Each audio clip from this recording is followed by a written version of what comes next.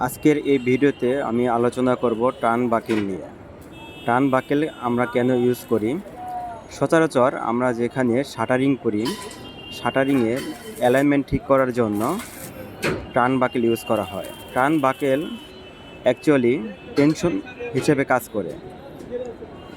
Turn buckle দিয়ে আমরা শাটারকে turn দিয়ে রাখি। সো যদি দেখি আমরা, এটি একটি টার্ন বাকেল। সো এই টার্ন বাকেলের মাঝেরটি হলো ফ্রেম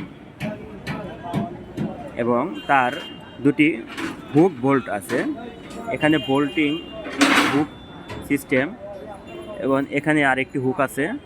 তো এই ফ্রেমের মাধ্যমে আমরা এই বোল্টকে অ্যাডজাস্ট করতে পারি। তো যদি ভিতরে ঢোকাতে হয় আমরা ঢুকিয়ে দেই।